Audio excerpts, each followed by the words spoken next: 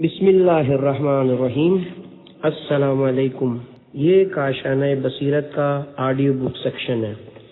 ہم جو کتاب پڑھ رہے ہیں اس کتاب کا نام ہے تہذیب آل محمد، تالیف آیت اللہ علامہ محمد باقر مجلسی علیہ رحمہ، مترجم حجت الاسلام علامہ عابد عسکری صاحب۔ اب ہم اس کتاب کا پارٹ نمبر 16 پڑھیں گے۔ نمبر 9، مومنوں کے حقوق کا خیال کرنا۔ حضرت رسول خدا کا ارشاد گرامی ہے، جو شخص خدا اور رسول پر ایمان لایا ہو وہ ایسی محفل میں ہرگز نہ بیٹھے جہاں کسی امام کو گالی دیتے ہوں یا کسی مسلمان کی غیبت کرتے ہوں۔ آپ نے ارشاد فرمایا، جو شخص کسی مسلمان کی غیبت کرتا ہے اس کے روزے اور وضو کا ثواب جاتا رہتا ہے، اور قیامت کے دن اس کے جسم سے مردار سے بھی بدتر بو آئے گی، جس سے تمام اہل محشر کو تکلیف ہوگی، اور اگر وہ توبہ کرنے سے پہلے مر جائے گا تو ایسا سمجھا جائے گا کہ اللہ تعالیٰ کی حرام کی ہوئی چیزوں کو حلال جانتا تھا۔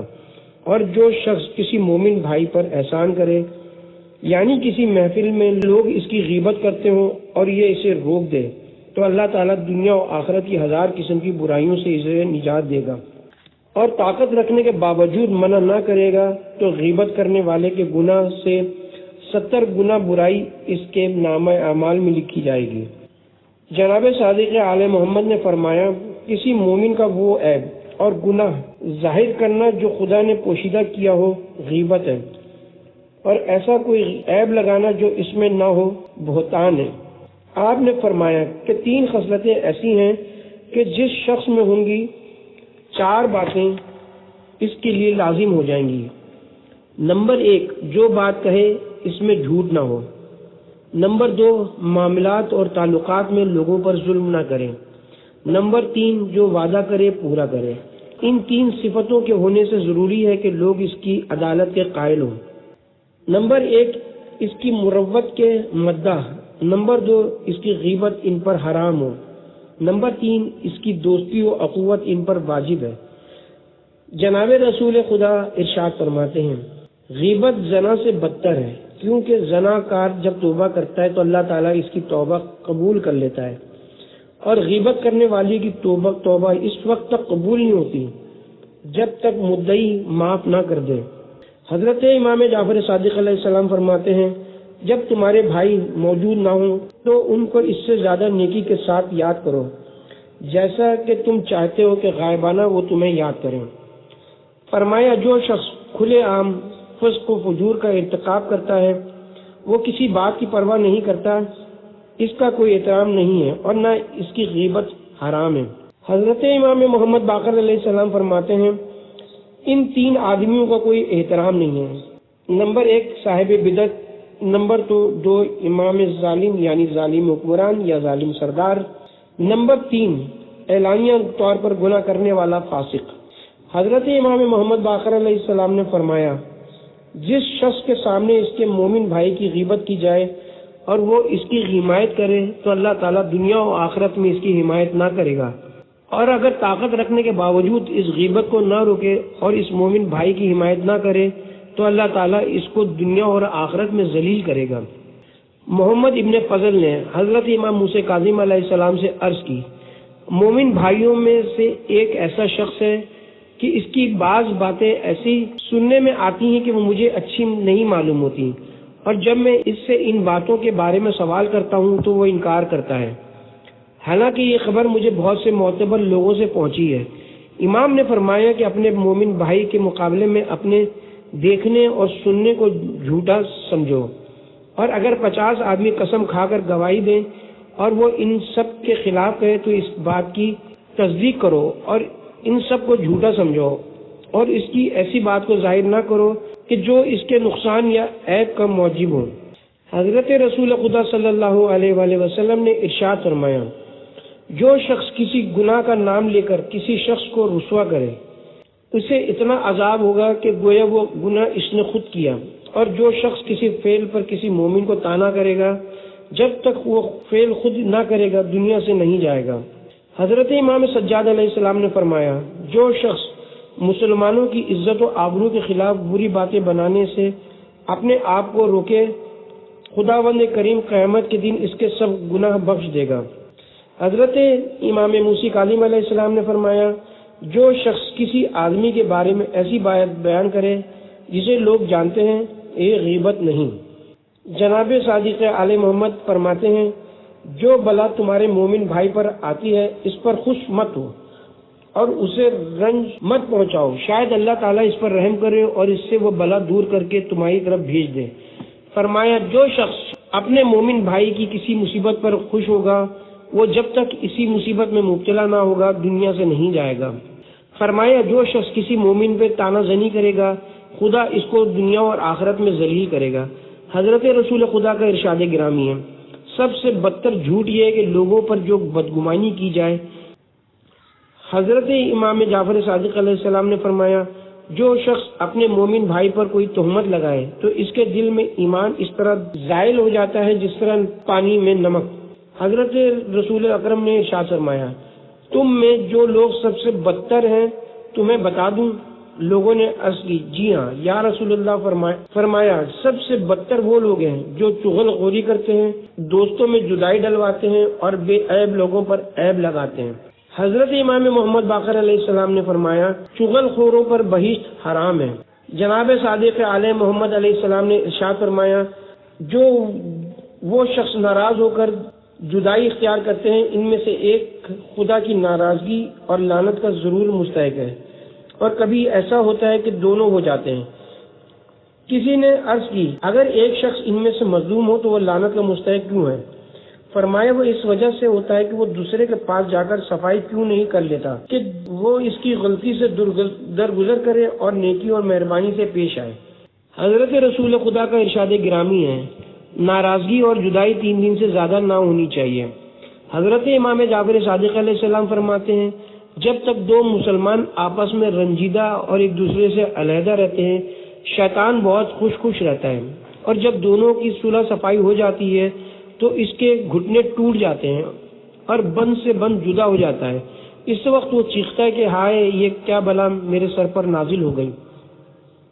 حضرت رسول اکرم کا ارشاد گرامی ہے، جو 2 مسلمان آپس میں رنجیدہ ہو کر ایک دوسرے سے علیحدہ ہو جائیں اور 3 دن گزرنے پر آپس میں صلح نہ کریں تو دونوں اسلام سے خارج ہو جاتے ہیں اور ان کے درمیان سے ایمان محبت اٹھ جاتی ہے، اور جو شخص ان دونوں میں سے پہلے صفائی پیش کرے گا وہی پہلے بہشت میں جائے گا۔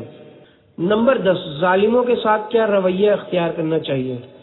حضرت امام موسی کاظم علیہ السلام نے اپنے ماننے والوں سے ارشاد فرمایا، اے مومنو، اپنے بادشاہ سربراہ مملکت کی اطاعت ترک کر کے اپنے کو ذلیل مت کرو۔ اگر بادشاہ عادل ہے تو خدا سے اس کی سلامتی کی دعا کرو، اور اگر ظالم ہے تو اس کی اصلاح کی دعا کرو، کیونکہ تمہاری بہتری تمہارے بادشاہ کی بہتری ہے، اور منصف بادشاہ مہربان باپ کی مانند ہوتا ہے، لہذا اس کے لیے خدا سے ان باتوں کی دعا کرو جن کی اپنے لیے کرتے ہو، ان باتوں کی نہ کرو جن کی اپنے لیے نہیں کرتے ہو۔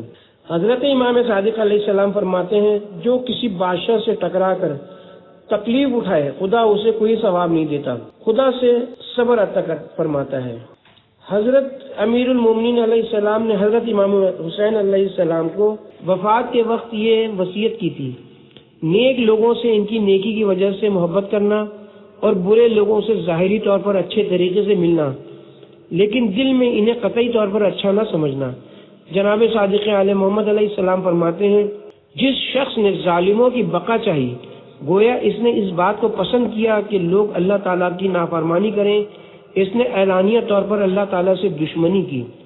حضرت رسول خدا فرماتے ہیں، 4 چیزیں دل کو خراب کرتی ہیں اور نفاق کو اس طرح پیدا کرتی ہیں جس طرح پانی درخت کو اگاتا ہے، گانا اور موسیقی سننا، فحش بکنا، بادشاہ کے یہاں حاضری دینا اور شکار کے لیے جانا۔ حضرت رسول خدا ارشاد فرماتے ہیں، قیامت کے دن ایک منادی اللہ تعالیٰ کی طرف سے ندا کرے گا کہ ظالموں اور ان کے مددگاروں کو لاؤ، یہاں تک کہ جنہوں نے ان کی تھیلی کا منہ باندھا ہے یا ایک قلم تک بھی ان کو بھر کر دیا ہے، ان سب کو ظالموں کے ساتھ محشور کرو۔ فرمایا کہ جتنا کوئی بادشاہ مقرب ہو جاتا ہے اتنا ہی خدا سے دور ہو جاتا ہے، اور جتنا کسی بندے کا مال زیادہ ہوتا ہے اتنا ہی اس کا حساب سخت ہوتا ہے، اور جتنی کسی بندے کی حکومت زیادہ ہوتی ہے اتنی اس کے شیطان بڑھ جاتے ہیں۔ یہ بھی فرمایا ہے کہ بادشاہ اور ان کے مصائبوں کے درباروں سے بہت زیادہ اجتناب کرو، کیونکہ جو تم میں سے بادشاہوں کے زیادہ قریب ہوتا ہے وہ خدا سے زیادہ دور ہو جاتا ہے، اور جو خدا کو چھوڑ کر بادشاہ کو اختیار کر لیتا ہے اللہ تعالیٰ اس کی پرہیزگاری سلب کر لیتا ہے اور اس کو متحیر و پریشان چھوڑ دیتا ہے۔ سلیمان جعفری نے حضرت امام رضا علیہ السلام کی خدمت میں حاضر ہو کر عرض کی، آپ ان امور اور معاملات کے بارے میں کیا فرماتے ہیں جو لوگوں کو بادشاہوں کی طرف سے سپرد ہوتے ہیں؟ حضرت نے فرمایا کہ بادشاہوں کے کاروبار میں شرکت کرنا، ان کی امداد کرنا اور ان کے کاروبار کے انتظام و انصراف میں کوشش کرنا ایک طرح کا کفر ہے، اور ان کی طرف جان بوجھ کر نظر کرنا گناہ کبیرہ ہے۔ حضرت علی علیہ السلام کا ارشاد گرامی ہے، جو شخص کسی مالدار کے سامنے جا کر آہوزاری کرے اس کا 2/3 دین جاتا رہتا ہے۔ حضرت امام محمد باقر علیہ السلام نے فرمایا، جو شخص کسی ظالم بادشاہ کے پاس جا کر اس کو پرہیزگاری کا حکم دے اور اس کو پند و نصیحت کرے تو اس شخص کو تمام جنوں اور انسانوں کے ثواب کے برابر ثواب ملے گا۔ علی ابن حمزہ کا کہنا ہے، میرا ایک دوست بنی امیہ کے حکومتی دفتر میں کام کرتا تھا اور اس نے میرے ہمراہ حضرت امام جعفر صادق علیہ السلام کی خدمت میں حاضر ہو کر عرض کی کہ میں بنی امیہ کی کچہری میں کام کیا کرتا تھا جس سے میں نے بہت کچھ مال جمع کیا ہے۔ حضرت نے فرمایا کہ اگر لوگ تیری طرح تحریر میں بنی امیہ کی امداد نہ کرتے، ان کے لیے مال غنیمت جمع نہ کرتے، ان کی طرف سے لڑائیاں نہ لڑتے، ان کے پاس اکٹھا نہ رہتے تو وہ کسی طرح ہمارا حق غصب نہ کر سکتے۔ اس شخص نے عرض کی، جو کچھ ہونا تھا وہ ہو چکا، اب کوئی تدبیر ہے؟ حضرت نے فرمایا ہے، مگر تو میرے کہنے کے مطابق عمل کرے گا۔ اس نے عرض کی کہ یا ابن رسول اللہ کروں گا۔ فرمایا، جو کچھ تو نے بنی امیہ کی کچہری میں رہ کر پیدا کیا ہے اس میں سے جس کے مالک کو پہچانتا ہے وہ اسے واپس دے دے، اور جس مال کے مالک کو نہیں پہچانتا اس کو خیرات کر دے۔ اگر ایسا کرے گا تو میں تیرے لیے بہشت کی ضمانت دیتا ہوں۔ وہ شخص سر جھکا کر کوئی گھنٹہ بھر سوچتا رہا، اس کے بعد سر اٹھا کر اس نے عرض کی، میں ایسا ہی کروں گا۔ علی بن حمزہ کہتے ہیں کہ وہ ہمارے ساتھ کوفے میں آیا اور اس نے تمام مال جس طرح سے کہا تھا اس طرح دے ڈالا، یہاں تک کہ جو کپڑے پہنے ہوئے تھے وہ بھی دے دیے۔ ہم نے آپس میں چندہ کر کے اس کے لیے کپڑے خریدے اور کچھ نقد خرچ کے لیے دیا۔ چند مہینے کے بعد وہ بیمار ہوا، میں اس کی عیادت کو گیا تو اس وقت اس کی جان کنی کی حالت تھی۔ یک آنکھ کھلی اور اتنا کہا کہ حضرت صادق علیہ السلام نے اپنی ضمانت پوری کی اور مر گیا۔ ہم اسے دفن کر آئے۔ دوسرے برس میں حضرت کی خدمت میں گیا، جو ہی مجھ پر نظر پڑی فرمایا، خدا کی قسم ہم نے تیرے دوست کو جس بات کی ضمانت دی تھی پوری کر دی۔ صفوان شتربان حضرت امام موسیٰ کاظم علیہ السلام کی خدمت میں حاضر ہوا۔ حضرت نے ارشاد فرمایا، تیری اور سب باتیں تو بہت اچھی ہیں، مگر ایک بات بری ہے کہ تو اپنے اونٹ خلیفہ ہارون کو کرائے پر دیتا ہے۔ صفوان نے عرض کی، واللہ میں نے اپنے اونٹ کبھی اسے برے کام کے لیے، شکار کے لیے یا لہو لہو کے لیے کرائے پر نہیں دیے، بلکہ ہمیشہ مکہ معظمہ جانے کے لیے کرائے پر دیتا ہوں، اور میں خود اس کے ساتھ کبھی نہیں جاتا، اپنے نوکروں اور غلاموں کو بھیج دیتا ہوں۔ فرمایا، آیا تو یہ چاہتا ہے کہ وہ اتنے عرصے تک زندہ رہے کہ تیرا کرایہ ادا کر دے؟ عرض کی، بے شک۔ فرمایا، جو ان کی زندگی کا خواہاں ہے وہ ان میں محبوب ہے، اور جو ان میں شمار ہے وہ جہنمی ہے۔ حضرت امیر المومنین علیہ السلام نے فرمایا، جو شخص ظالم بادشاہ کی حکومت سے راضی ہو جائے اور اس کی امداد کرے وہ اس کے دوستوں میں شمار ہوگا۔ حضرت رسول خدا ارشاد فرماتے ہیں، میری امت کے 2 گروہ ایسے ہیں کہ ان کے اچھے ہونے میں تمام امت کی بہتری ہے اور ان کے برے ہونے میں ساری امت کی خرابی ہے۔ اول فقہا، دوسرے سلاطین۔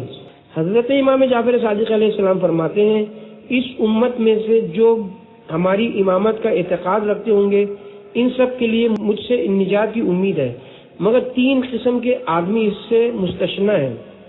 نمبر 1، وہ طاقتور حکمران جو اپنی رعایا پر ظلم کرتا ہو۔ نمبر 2، وہ شخص جو دین میں بدعت پیدا کرتا ہو۔ نمبر 3 وہ شخص جو اعلانیہ فسق و فجور کرتا ہو۔ نیز فرمایا 3 شخص ایسے ہیں کہ ان سے جو جھگڑا کرے گا وہ ذلیل و خوار ہوگا۔ نمبر 1 باپ، نمبر 2 بادشاہ، نمبر 3 قرض خواہ۔ حضرت رسول خدا نے ارشاد فرمایا بادشاہ دنیا میں سب سے زیادہ بے وفا ہوتے ہیں اور انہی کے سب سے کم دوست ہوتے ہیں۔ حضور اکرم کا ارشاد ہے جس شخص کو لوگوں کی حکومت میسر آئے اور عدالت پر کمر باندھ لے، اپنی قیام گاہ کا دروازہ کھلا رکھے اور پردہ اٹھا دے کہ ہر کس اور ناقص اس کے پاس بلا روک ٹوک آئے اور وہ سب کی داد فریاد سنے، تو اللہ تعالیٰ کے لیے ضروری ہے کہ قیامت کے دن اس کے خوف کو امن سے بدل دے، اس کو بہشت میں داخل کریں۔ فرمایا جب اللہ تعالیٰ کو رعایت کی بہتری منظور ہوتی ہے تو ان کے اوپر مہربان بادشاہ مسلط فرماتا ہے اور اسے منصف وزیر عنایت فرماتا ہے۔ آپ نے ارشاد فرمایا جس وقت اللہ تعالیٰ نے بہشت کو پیدا کیا یہ ارشاد فرمایا کہ میں اپنی عزت و جلال کی قسم کھاتا ہوں کہ ان آدمیوں کو کبھی بہشت میں داخل نہ کروں گا۔ نمبر 1 جو ہمیشہ شراب پیتے ہیں، نمبر 2 چغل خور، نمبر 3 دیوہس، نمبر 4 ظالموں کی طرف سے لوگوں کو مار پیٹ کرنے والے، نمبر 5 قبریں اکھاڑنے والے، نمبر 6 چنگی کا محصول کرنے والے، نمبر 7 قطع رحمی کرنے والے، نمبر 8 وہ لوگ جو جبر کے مسائل کے قائل ہیں۔ جناب صادق عالم محمد فرماتے ہیں جو شخص مسلمانوں کا حاکم ہو جائے اور ان کے اموال کی طرف متوجہ نہ ہو، اللہ تعالیٰ بھی اپنی رحمت اس سے ہٹا لے گا اور اس کی پرواہ نہ کرے گا۔ آپ نے فرمایا اللہ تعالیٰ نے اپنے پیغمبروں میں سے ایک پیغمبر کے پاس جو ایک ظالم بادشاہ کی سلطنت میں رہتے تھے یہ وحی بھیجی کہ تم جا کر اس بادشاہ سے کہہ دو کہ میں نے تجھے اس لیے بادشاہ نہیں مقرر کیا کہ تو لوگوں کو قتل کرے اور ان کا مال چھین لے، بلکہ میں نے تجھے اس لیے بادشاہ بنایا ہے کہ مظلوموں کو مجھ سے فریاد کرنے کی نوبت نہ آئے، کیونکہ میں نے مظلوموں کی داد رسی ضرور کرتا ہوں خواہ وہ کافر ہی کیوں نہ ہو۔ حضرت امام محمد باقر علیہ السلام فرماتے ہیں جہنم میں ایک پہاڑ ہے جس کا نام سعدہ ہے اور اس پہاڑ میں ایک میدان ہے جس کو سقر کہتے ہیں اور ایک کنواں ہے جس کا نام مبیب ہے۔ جس وقت اس کنویں کو کھول دیا جاتا ہے تو تمام اہل جہنم اس کی گرمی سے چیخ اٹھتے ہیں اور یہ کنواں ظالموں کے لیے مخصوص ہے۔ محمد ابن اسماعیل ابن بزیح کہتے ہیں حضرت امام رضا علیہ السلام نے ارشاد فرمایا بادشاہوں کے دربار میں ایک گروہ خدا کے بندوں کا بھی ہوتا ہے جن کو پروردگار عالم دین حق عطا فرماتا ہے اور شہروں پر اختیار دیتا ہے کہ اس کے دوستوں کو نقصانات اور جور و جفا سے بچائیں اور مسلمانوں کے کاروبار درست کر دیں اور مسلمانوں کی بدحالی میں ان کے پشت و پناہ بنے اور ہمارے غریب مومنین ان کا وسیلہ تلاش کریں۔ اللہ تعالیٰ اسی گروہ کی وجہ سے مومنوں کے خوف کو امن سے بدل دیتا ہے۔ یہ لوگ ظالموں کی سلطنت میں راہ راست پر چلنے والے اور حق پر ثابت قدم رہنے والے اور زمین پر خدا کی امان ہیں۔ ان کے نور سے اہل آسمان کو اسی طرح روشنی پہنچتی ہے جس طرح ستاروں سے اہل زمین کو۔ قیامت کے دن ان کے نور سے میدان حشر منور ہو جائے گا۔ یہ گروہ بہشت کے لیے پیدا ہوا ہے۔ اگر تم بھی اس گروہ میں شمار ہونا چاہتے ہو تو ہمارے خالص مومنوں کو خوش رکھا کرو۔ حضرت امام موسیٰ کاظم علیہ السلام نے ارشاد فرمایا جو شخص کسی ایسے آدمی کی حاجت بادشاہ یا حاکم تک پہنچا دے جو اپنی حاجت خود اس تک نہ پہنچا سکتا ہو، اللہ تعالیٰ قیامت کے دن اس کے قدم پل صراط پر قائم کر دے گا۔ حمیری نے حضرت امام زمانہ علیہ السلام کی خدمت میں ایک عریضہ لکھا ایک شخص محکمہ اوقاف کا انچارج ہے اور اس میں خرچ کرنا جائز جانتا ہے اور بے دھڑک مال وقف اپنے صرف میں لاتا ہے۔ مجھے کبھی بھی اس کے گاؤں میں جانے کا اتفاق ہوتا ہے، اگر میں اس کا کھانا نہ کھاؤں تو مجھ سے دشمنی کرتا ہے اور کبھی کبھی میرے لیے ہدیہ و تحفہ بھی بھیج دیتا ہے۔ حضرت نے اس کے جواب میں تحریر فرمایا اگر اس مال کے وقت کے سوا جس پر اس کا قبضہ ہے اس کے پاس کچھ اور مال یا صورت معاش ہے تو اس کا کھانا بھی کھایا کرو اور اس سے تحفہ بھی لے لیا کرو، اور اگر سوا اس مال حرام کے اور کچھ اس کے پاس نہیں ہے تو نہ اس کا کھانا کھاؤ اور نہ اس کا تحفہ قبول کرو۔ جناب صادق آل محمد ارشاد فرماتے ہیں 3 قسم کے دعائیں اللہ تعالیٰ کی درگاہ سے کبھی رد نہیں ہوتی۔ نمبر 1، نیک اولاد کے حق میں ماں باپ کی دعا اور بری اولاد کے خلاف باپ کی بد دعا۔ نمبر 2، ظالم کے خلاف مظلوم کی بد دعا اور ظالم سے بدلہ لینے والے کے حق میں مظلوم کی دعا۔ نمبر 3، اس مومن کے حق میں جو ہم اہل بیت کی دوستی کی وجہ سے ضرورت مند مومن کی اپنے مال سے مدد کرے، اس ضرورت مند مومن کی دعا، اور جو شخص طاقت رکھنے کے باوجود اپنے دوسرے مومن بھائی کی ضرورت کو پورا کرنے سے انکار کرے، اس کے برخلاف محتاج مومن کی بد دعا۔ حضرت رسول خدا کا ارشاد ہے کہ خدا بند عالم فرماتے ہیں کہ میرا غصہ اور غضب 2 قسم کے لوگوں پر شدید اور سخت ہے، ایک تو ظالم جو ظلم کرتا ہے، دوسرے اس شخص پر جو میرے سوا کسی اور سے طالب امداد ہوتا ہے۔ مولا کائنات حضرت علی علیہ السلام فرماتے ہیں اصل ظالم اس کا مددگار اور جو شخص اس کے ظلم سے راضی ہو، تینوں شریک گناہ ہیں۔ جناب صادق آل محمد علیہ السلام فرماتے ہیں جو شخص کسی پر ظلم کرتا ہے اللہ تعالیٰ کسی اور کو اس پر مسلط کر دیتا ہے کہ اس پر یا اس کی اولاد پر ویسے ہی ظلم کرے۔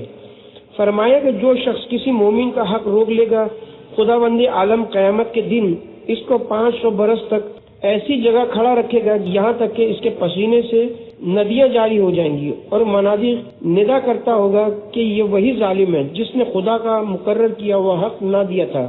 اس کے بعد 40 روز تک اس پر ملامت کی جائے گی، پھر حکم ہوگا کہ اب اس کو جہنم میں لے جاؤ۔ حضرت رسول خدا صلی اللہ علیہ وآلہ وسلم ارشاد فرماتے ہیں سب سے بہتر جہاد یہ ہے کہ جب کوئی شخص سو کر اٹھے تو اس کے دل میں کسی پر ظلم کرنے کا خیال نہ ہو۔ 11 کافروں اور مخالفوں کے ساتھ مل جول کیے رکھنے اور تقیہ کا ذکر۔ جناب امام جعفر صادق علیہ السلام فرماتے ہیں مومن کے لیے اپنے ہم وطن کافروں کے ساتھ کاروبار میں شرکت کرنا یا امانت کے طور پر ان کو اپنا مال دینا کہ وہ اس کے لیے کچھ خریدیں یا کوئی اور چیز ان کے حوالے کرنا یا ان سے دوستی رکھنا مناسب نہیں ہے۔ حضرت امام موسی کاظم علیہ السلام نے فرمایا مسلمانوں کو آتش پرست کے ساتھ ایک برتن میں کھانا کھانا یا ایک فرش پر بیٹھنا یا اس کا ہمنشین ہرگز نہیں ہونا چاہیے۔ آپ نے فرمایا کہ اگر تمہیں نصرانی یا آتش پرست ڈاکٹر یا طبیب کے پاس اپنی حاجت لے جانی پڑے تو اس کو سلام کرنے یا اور کوئی دعا یا فقرہ اس کے بارے میں کہنے میں کوئی حرج نہیں ہے، کیونکہ تمہارے سلام و دعا سے اس کو کچھ فائدہ حاصل نہ ہوگا۔ حضرت رسول خدا نے ارشاد فرمایا آپ اہل کتاب کو پہلے سلام نہ کرو، اور اگر وہ آپ کو سلام کریں تو جواب میں صرف علیکم کہہ دو، ان کے ساتھ مصافحہ نہ کرو، کنیت سے ان کا نام نہ لو، مگر مجبوری کے وقت ان سب باتوں میں کوئی حرج نہیں ہے۔ ایک شخص نے حضرت امام جعفر صادق علیہ السلام کی خدمت میں عرض کی میرا کافروں کے ملک میں جانا ہوتا ہے اور لوگ یہ کہتے ہیں کہ اگر تو وہاں مر گیا تو انہی کے ساتھ محشور ہوگا۔ حضرت نے فرمایا یہ غلط ہے، بلکہ اگر تو وہاں مر گیا تو اکیلا محشور ہوگا اور قیامت کے دن تیرا نور تیرے آگے ہوگا۔ لوگوں نے امام علیہ السلام سے پوچھا یہودیوں اور نصرانیوں کے لیے کیسے اور کن الفاظ میں دعا کریں؟ فرمایا یہ کہو بارک اللہ لکم فی دنیا کا، یعنی اللہ تعالیٰ تجھے تیری دنیا میں برکت دے۔ فرمایا اگر یہودیوں نصرانیوں اور مجوسیوں سے مصافحہ کرو تو کپڑا ہاتھ پر لپیٹ کر مصافحہ کرو، اور اگر تمہارا ہاتھ ان کے ہاتھ سے چھو جائے تو ہاتھ دھو ڈالو۔ فرمایا اگر کافروں سے مصافحہ کرو تو ہاتھ کو مٹی یا دیوار سے مل لو، اور اگر کسی دشمن اہل بیت سے مصافحہ کرو تو ہاتھ دھو ڈالو۔ علماء کہتے ہیں کہ خاک یا دیوار سے اس صورت میں ہاتھ ملنا چاہیے جبکہ خود مسلمان کا ہاتھ ان میں سے کسی کا ہاتھ تر ہو، ورنہ تر نہ ہونے کی صورت میں دھونا ہی ضروری ہے۔ حضرت امام صادق علیہ السلام فرماتے ہیں تقیہ ایمان کی ڈھال ہے، جو شخص تقیہ نہیں کرتا وہ ایمان ہی نہیں رکھتا۔ یہ بھی فرمایا دین کے 10 حصوں میں سے 9 حصے تقیہ ہیں۔ حضرت امیر المومنین علیہ السلام فرماتے ہیں مخالفوں کے ملک میں تقیہ واجب ہے، اور جو شخص نقصان سے بچنے کے لیے تقیہ کے طور پر قسم کھائے تو اس کے ذمہ کوئی گناہ و کفارہ نہیں۔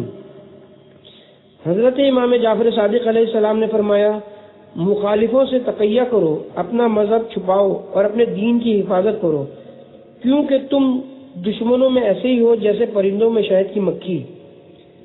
اگر پرندوں کو یہ معلوم ہو جائے کہ ان کے پیٹ میں شہد ہے تو ایک کو زندہ نہ چھوڑیں، اور اگر دشمنوں کو یہ معلوم ہو جائے کہ ہماری محبت تمہارے سینوں میں ہے تو وہ بے شک تم سب کو مار ڈالیں۔ حضرت امام رضا علیہ السلام نے فرمایا، جو شخص موقع پر تقیہ کو ترک کرتا ہے وہ ایسا ہی ہے جیسے کہ تارک نماز۔ یاد رکھنا چاہیے کہ دشمنوں کے ملکوں میں جس وقت کسی ضرر کو خوف ہو تو تقیہ کرنا واجب ہے۔ نمبر 12، زندوں پر مردوں کے حقوق۔ یاد رکھنا چاہیے کہ جب کسی شخص پر موت کے آثار ظاہر ہوں تو پہلے اسے خود اپنے حال کی طرف توجہ کرنی چاہیے، کیونکہ اسے عاقبت کا دائمی سفر درپیش ہے، چنانچہ اس کے پاس شایانہ شان زیادہ راہ ہو۔ لہذا پہلی چیز جو اس کے لیے ضروری ہے گناہوں کا اقرار اور اعتراف، گزشتہ پر ندامت، آئندہ کے لیے کامل توبہ اور اللہ تعالیٰ کے حضور میں گریہ وزاری تاکہ وہ اس کے پچھلے گناہ معاف کر دے، اور جو خوفناک کیفیتیں آئندہ پیش آنے والی ہیں ان میں سے اسے اس کے حال پر نہ چھوڑ دے۔ اس کے بعد وصیت کی طرف متوجہ ہو اور خدا اور مخلوق خدا کے جو حقوق اپنے ذمہ رکھتا ہو سب ادا کر دے۔ یہ بات پسماندگان کے لیے نہ چھوڑ جائے، کیونکہ مرنے کے بعد اپنا اختیار باقی نہیں رہتا۔ اپنے مال کو حسرت کی نگاہ سے دیکھنا پڑتا ہے، اور جنوں اور انسانوں میں سے شیاطین وصیتوں اور وارثوں کے دلوں میں وسوسے ڈالتے ہیں، اور میت کے ذمہ جو حقوق تھے وہ نہیں ادا ہونے دیتے، اور میت کی کوئی تدبیر کارگر نہیں ہوتی، تو وہ کہتا ہے کہ مجھے اتنی ہی دیر کے لیے واپس لے چلو کہ میں جو نیکیاں اپنے مال سے کرنا چاہتا ہوں کر لوں، مگر اس کی کوئی نہیں سنتا، اور اس وقت کی حسرت و ندامت